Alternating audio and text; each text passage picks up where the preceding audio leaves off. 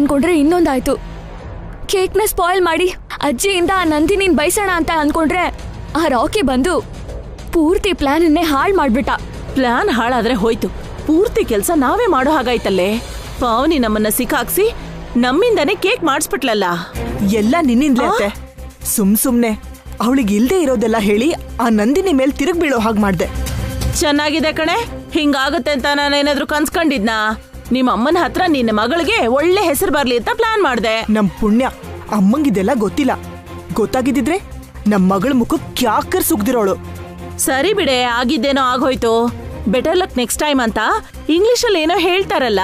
ಹೌದು, next time ಆ ನಂದಿನಿಗೊಂದ್ ಗತಿ ಕಾಣಿಸ್ಬೇಕು. ಏನು ಮಾಡೋ ಅವಶ್ಯಕತೆ ಇಲ್ಲ. ಈ ಮದ್ವೆ ಆಗೋ ತನಕ ಸ್ವಲ್ಪ ಮೌನವಾಗಿರು.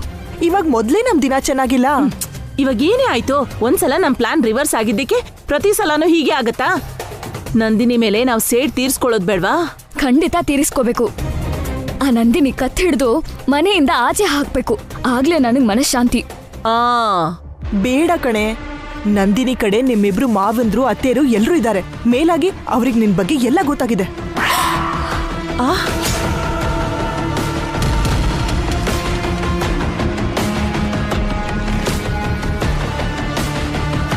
ಇವಳ ಬಗ್ಗೆ ಅವ್ರಿಗೇನ್ ಗೊತ್ತಾಗಿರೋದು? ಅದು ಅತ್ತೆ, ಅದೇನಿಲ್ಲ ಅತ್ತೆ. ಮರ್ಯಾದೆಯಾಗಿ ನಿಜ ಹೇಳು. ನೀವು ನನ್ನ ಹತ್ರ ನಿಜ ಮುಚ್ಚಿಡ್ತಿದ್ದೀರಾ ಅಲ್ವಾ?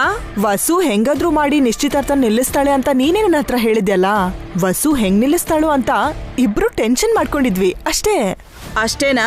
ಇಲ್ಲ ಏನಾದ್ರೂ ಬೇರೆ ಇದೆಯಾ? ಹಣೆ. ನಾವು ಮೂವರು ಒಂದೇ ಅಂತ ನಂಬ್ತಿದ್ದೀನಿ. ನನಗ್ ಗೊತ್ತಿಲ್ದ ಹಾಗೆ ನೀವ್ ಏನೇ ಮಾಡಿದ್ರು ನೀವೇ ತೊಂದ್ರೆಲ್ ಸಿಕ್ಕಾಕೋತೀರಾ. ಏನಾದ್ರೂ ಇದ್ರೆ ಮೊದ್ಲೇ ಹೇಳಿ. ಏನು ಇಲ್ಲ ಅತ್ತೆ. ಏನಾದ್ರೂ ಇದ್ರೆ ನಿಮಗ್ ಮೊದ್ಲೇ ಹೇಳ್ತಿದ್ವಿ ಅಲ್ವಾ? ಸರಿ, ನಿಮ್ಮಮ್ಮ ಹೇಳ್ದ ಹಾಗೆ ಮದ್ವೆ ಆಗೋ ತನಕ ಸ್ವಲ್ಪ ಹುಷಾರಾಗಿರು. ಮದ್ವೆ ಆದ್ಮೇಲೆ ಬೇಕಾದ್ರೆ ನಂದಿನಿಗೆ ಬುದ್ಧಿ ಕಲ್ಸೋಣ.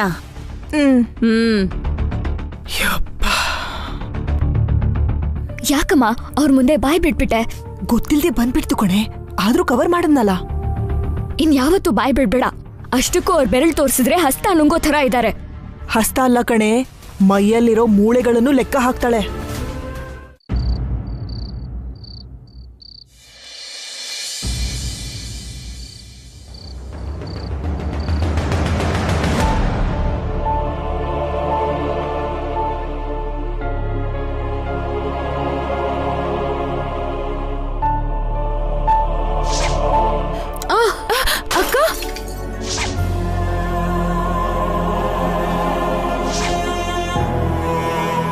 ನಿನ್ನಿಂದ ನಿನ್ನ ಮಗನ್ನ ಒಬ್ರು ದೂರ ಮಾಡಕ್ ಹೊರಟಿದ್ದಾರೆ.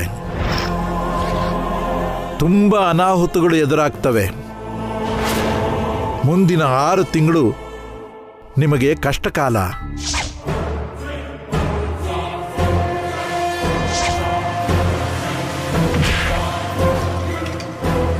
ಅಮ್ಮ, ಒಂದ್ಸಲ ನಿಮ್ ಅಖಿಲ್ಗೂ ನನಗೂ ಜಗಳ ಆಗಿತ್ತು ಸರ್. ಅಖಿಲ್ ನನ್ಗೆ ಹೊಡೆದಿದ್ದ ಸರ್. ಅದಕ್ಕೆ ನಾನು ನಿಮ್ಮ ಮಗನ್ ಗುದ್ದಿದ್ದು. ಆ ಆರೋಪ ಅಖಿಲ್ ಮೇಲೆ ಬರೋ ತರ ನಾನು ಮಾಡ್ದೆ ಸರ್. ನಡೀತಿರೋದೆಲ್ಲ ಅದಾಗದೇ ನಡೀತಾ ಇದೆಯಾ ಅಥವಾ ಯಾರಾದ್ರೂ ಬೇಕು ಅಂತಾನೆ ಮಾಡ್ತಿದ್ದಾರಾ?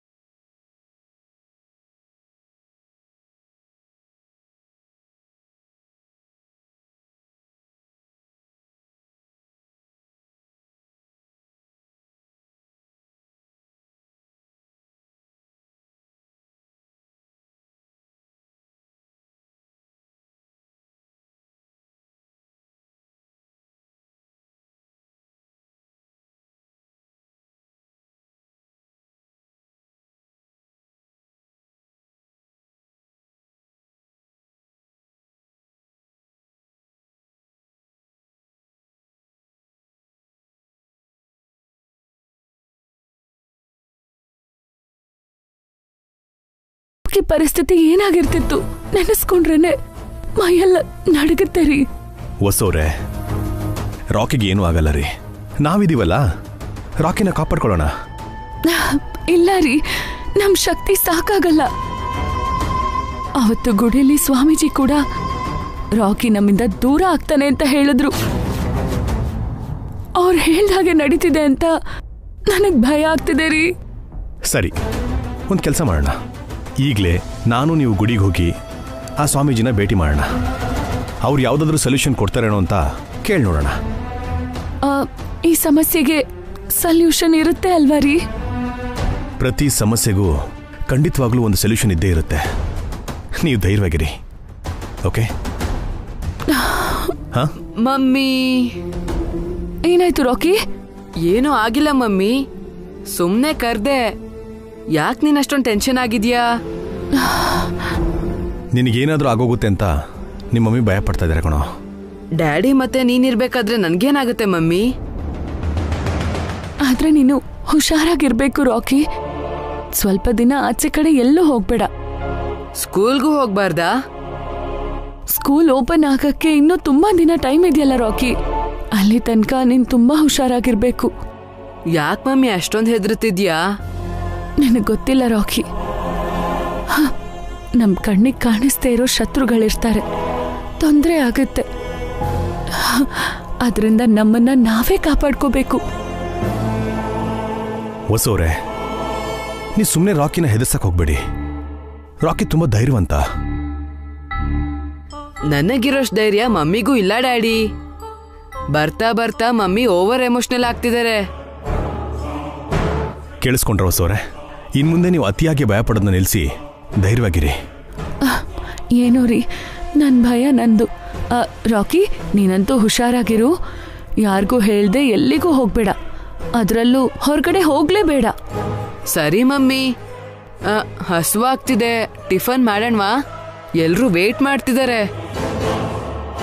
ಹೌದು ಹೊಸೋರೆ, ಎಲ್ಲರೂ ಹಸ್ಕೊಂಡಿರೋದು ಚೆನ್ನಾಗಿರಲ್ಲ. ಬನ್ನಿ ಟಿಫನ್ ಮಾಡೋಣ. ಬಾ ಮಮ್ಮಿ. ರಾಕಿಗೋಸ್ಕರ ಪ್ಲಾನ್ ಮಾಡ್ತಿರೋರು ಯಾರು? ಹೊಸೋರೆ, ಬನ್ರಿ ಹೋಗೋಣ.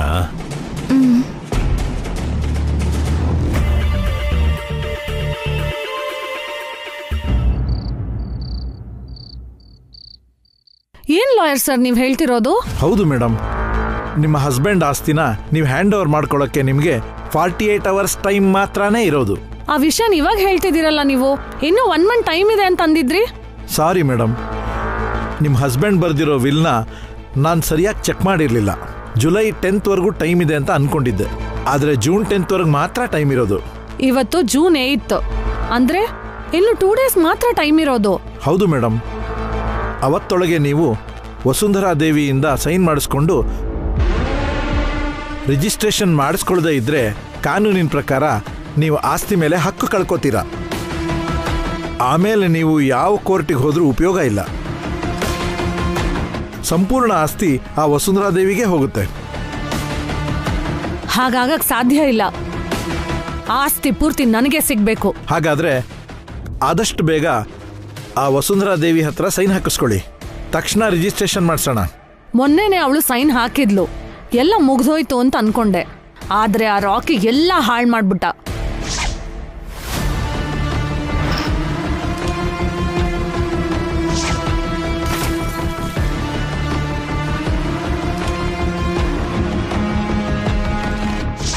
ಮತ್ತೆ ನಾಳೆ ಟ್ರೈ ಮಾಡಿ ಮೇಡಮ್. ನಾಳೆ ಬೆಳಗ್ಗೆ ಸೈನ್ ಕೆಲಸ ಆದರೆ ಮಧ್ಯಾಹ್ನ ರಿಜಿಸ್ಟ್ರೇಷನ್ ಇಟ್ಕೋಬಹುದು. ನಾಳೆನೆ ಸೈನು ಅಂದ್ರೆ ಆ ವಸು ಏನಂತಾಳೋ, ನನ್ನ ಮೇಲೆ ಡೌಟ್ ಬರ್ಬೋದು. ಬೇರೆ ದಾರಿ ಇಲ್ವಾ ಲಾಯರ್ ಸರ್? ಇದ್ರೆ ಹೇಳ್ತಿದ್ನಲ್ಲ ಮೇಡಮ್, ವಸುಂಧರಾ ಅವರಿಂದ ಸೈನ್ ಹಾಕಿಸ್ಕೊಳ್ಳೋದು ಒಂದೇ ದಾರಿ. ಅದು ಕೂಡ 2 ದಿನದೊಳಗೆ ಆಗಬೇಕು. ಆಗಲೇ ಆಸ್ತಿ ನಿಮ್ಮ ಕೈ ಸೇರೋದು. ಸೈನ್ ಆಗಿದ ತಕ್ಷಣ ನನಗೆ ಕಾಲ್ ಮಾಡಿ, ರಿಜಿಸ್ಟ್ರೇಷನ್ಗೆ ವ್ಯವಸ್ಥೆ ಮಾಡ್ತೀನಿ. ಬರ್ತೀನಿ ಮೇಡಮ್.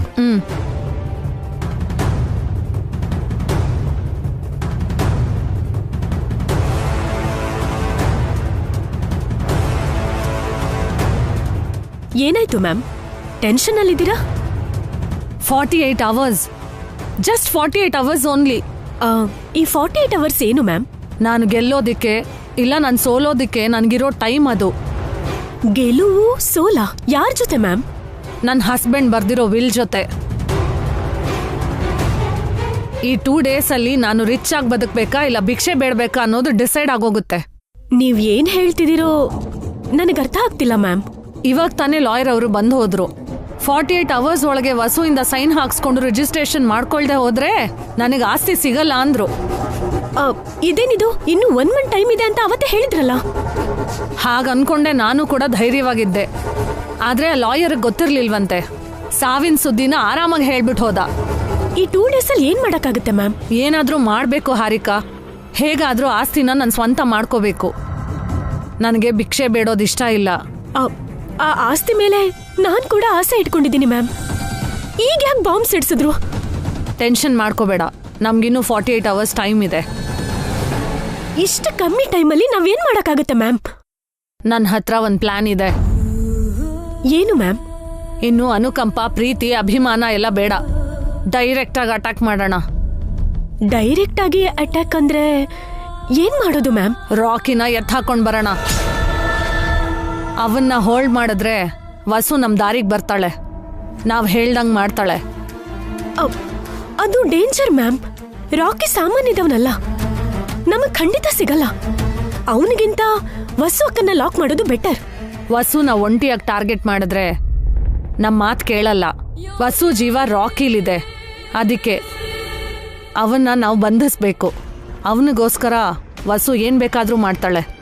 ಕರೆಕ್ಟೇ, ಆದ್ರೆ ರಾಕಿ ಅಸಾಮಾನ್ಯ ಮ್ಯಾಮ್. ಅವನನ್ನ ಹಿಡಿಯೋದು ಅಷ್ಟು ಈಸಿ ಅಲ್ಲ. ಅದಕ್ಕೆ ನನ್ನ ಹತ್ರ ಒಂದು ಪ್ಲಾನ್ ಇದೆ.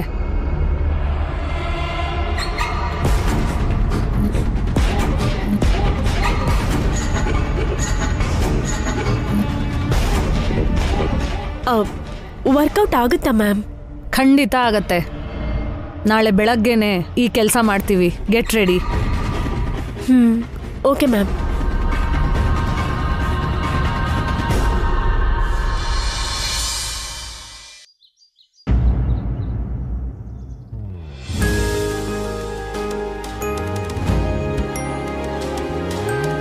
ನಿನ್ನ ಅಕೌಂಟ್ಸ್ನ ನನಗೆ ನೋಡೋದಕ್ಕೆ ಹೇಳಿದ ನ್ಯಾಯನಣ್ಣ? ಇನ್ ಮುಂದೆ ನೀನ್ ಎಲ್ಲ ನೋಡ್ಕೋಬೇಕು ಕಣೋ, ಅಭಿ ಹೇಳಿದಾನೆ. ಅಭಿ ಅಣ್ಣ ಹೇಳದ್ನ ಇಲ್ಲ ನೀನ್ ಕೆಲಸ ತಪ್ಪಿಸ್ಕೊಳ್ಳೋ ಪ್ಲಾನಾ?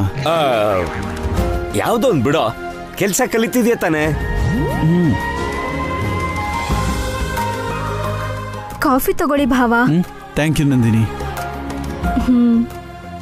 Thank you Nandini.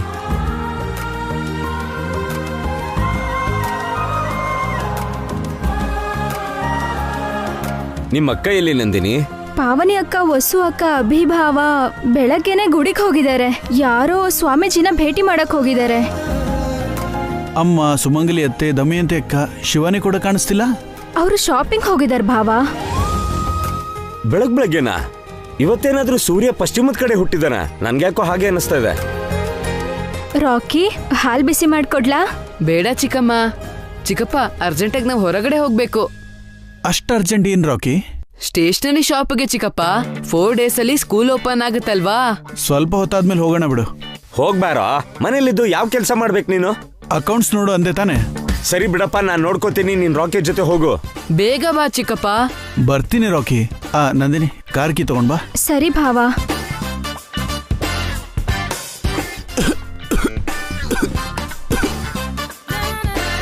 ನಿಧಾನ ಕುಡಿಯೋ. ರಾಕಿ ಬೇಗ ಹೋಗ್ಬೇಕಂತಿದ್ದಾನಲ್ಲಣ್ಣ. ಸಾರಿ ಚಿಕ್ಕಪ್ಪ. It's okay Rocky. ಭಾವ, ಕೀಸ್. Thank you. ರಾಕಿ ನಡಿ.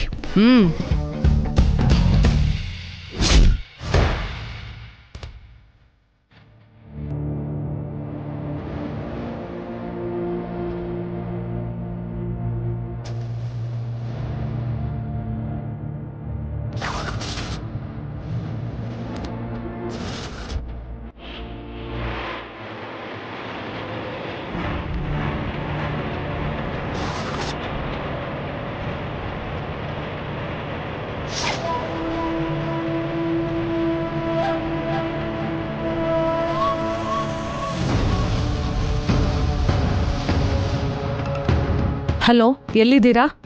ನೀವು ಹೇಳಿದ ಪಾಯಿಂಟಲ್ಲಿ ಇದ್ದೀವಿ ಮೇಡಮ್. ಈಗ ತಾನೇ ಆ ಹುಡುಗ ಆಚೆ ಹೋದ. ಹುಡುಗನ ಜೊತೆ ಯಾರಿದ್ದಾರೆ? ಜೊತೆಲಿ ಒಬ್ಬ ಇದ್ದಾನೆ ಮೇಡಮ್. ಓಕೆ, ಅವನ್ನ ಫಾಲೋ ಮಾಡ್ತಾನೆ ಇರಿ. ಹುಡುಗನ ಜೊತೆ ಇರೋರ್ನ ಯಾಮಾರಿಸಿ ಹುಡುಗನ್ನ ಎತ್ತಾಕೊಂಡು ಬಂದ್ಬಿಡಿ. ಸರಿ ಮೇಡಮ್, ಕೆಲಸ ಆದ್ಮೇಲೆ ಫೋನ್ ಮಾಡ್ತೀವಿ. ಹೊರಡು.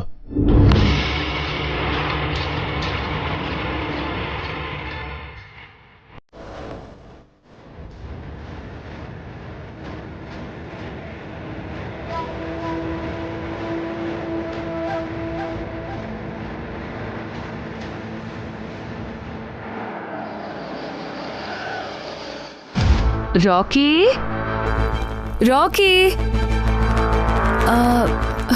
ಗುಡಿಯಿಂದ ನೀವು ಮಾತ್ರ ಬಂದ್ರ ಅಕ್ಕ? ಪಾವನಿ ಅಕ್ಕ ಎಲ್ಲಿ? ಸ್ವಾಮೀಜಿನ ಕರ್ಕೊಂಡ್ ಬರಕ್ಕೆ ಅಂತ ಅಲ್ಲೇ ಇದ್ದಾಳೆ. ರಾಕಿ ಎಲ್ಲಿ? ಈಗ ತಾನೇ ಆಚೆ ಹೋದ ವಸು.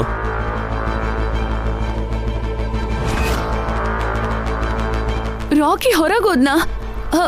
ಯಾಕೆ ಕಳ್ಸಿದ್ರಿ ಬಾವಾ? ಯಾಕಕ್ಕ ಅಷ್ಟ್ ಗಾಬರಿ ಆಗ್ತಿದ್ಯಾ? ರಾಕಿ ಒಬ್ನೇ ಹೋಗಿಲ್ಲ, ಅಖಿಲ್ ಭಾವನ್ ಜೊತೆ ಹೋಗಿದ್ದಾನೆ. ಹೌದು, ಇಬ್ರು ಯಾಕೆ ಆಚೆ ಹೋದ್ರು? ಏನಾಯ್ತು ಅಭಿ? ಇವತ್ತು ರಾಕಿ ಆಚೆ ಎಲ್ಲಿಗೂ ಹೋಗ್ಬಾರ್ದು ಅಂತ, ಹೋದ್ರೆ ಅಪಾಯ ಇದೆ ಅಂತ ಸ್ವಾಮೀಜಿ ಹೇಳಿದ್ದಾರೆ ಬಾವಾ. ಏನು?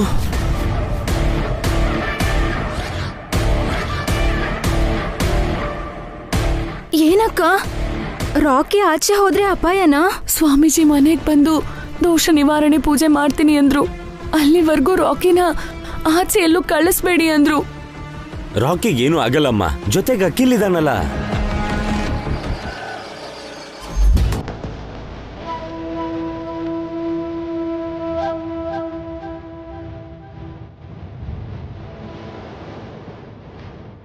ರಾಕಿ, ಓಡ್ಬೇಡ ಹಂಗೆ, ಹುಷಾರು, ಕೇರ್ಫುಲ್.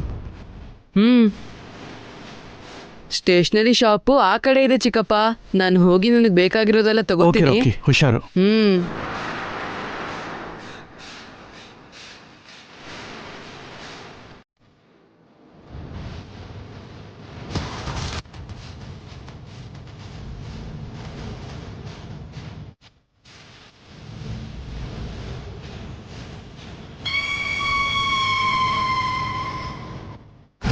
ಅಖಿಲ್ಗೆ ಫೋನ್ ಮಾಡ್ರಿ, ಈಗ್ಲೇ ರಾಕಿನ ಮನೆಗೆ ಕರ್ಕೊಂಡ್ ಬರಕ್ ಹೇಳಿ. ಸರಿ, ಈಗಲೇ ಮಾಡ್ತೀನಿ. ಟೆನ್ಷನ್ ಮಾಡ್ಕೋಬೇಡಿ ಹೊಸೋರೆ.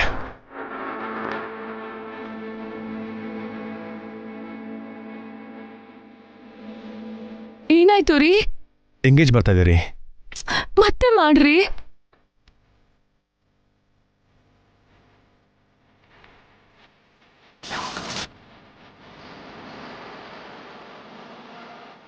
ಏಯ್, ಹೋಗಿ ಅವನನ್ನು ಕರ್ಕೊಂಡ್ ಬಾರ.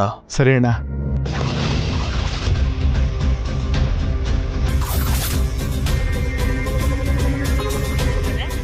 ಛೇ, ಸ್ಟಿಲ್ ಎಂಗೇಜ್.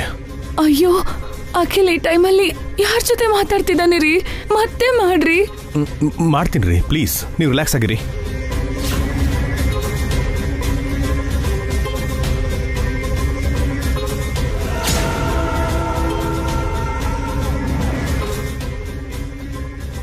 ಹೌದೌದು. 1 ಸೆಕೆಂಡ್, ನಮ್ಮಣ್ಣ ಕಾಲ್ ಮಾಡ್ತಿದ್ದಾನೆ. I will call you back. ಪುಟ, ಏನಂಕಲ್? ನಿಮ್ ಚಿಕ್ಕಪ್ಪ ಕರೀತಿದ್ದಾರೆ. ನೀವ್ಯಾರು? ಬೇಗ ಬರಕ್ಕೆ ಹೇಳ್ತಿದ್ದಾರೆ, ನಡಿ ಹೋಗೋಣ. ಅಣ್ಣ ಹೇಳಣ್ಣ. ಅಖಿಲ್ ಎಲ್ಲಿದ್ಯಾ? ರಾಕಿ ಸ್ಟೇಷನರಿ ಬೇಕು ಅಂತ ಕರ್ಕೊಂಡು ಬಂದಿದ್ದೀನಿ. ಬಾರಪ್ಪ.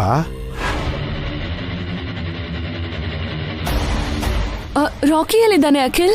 ಇಲ್ಲೇ ಇದ್ದಾನತ್ಗೆ. ತಕ್ಷಣ ರಾಕಿನ್ ಕರ್ಕೊಂಡು ಮನೆಗ್ ಬಾ. ಏನಾಯ್ತದ್ಕೆ? ಬಾ ಅಂತ ಹೇಳ್ತಿದ್ದೀನಲ್ಲ. ಓಕೆ ಅದ್ಕೆ, ಬಂದ್ವಿ.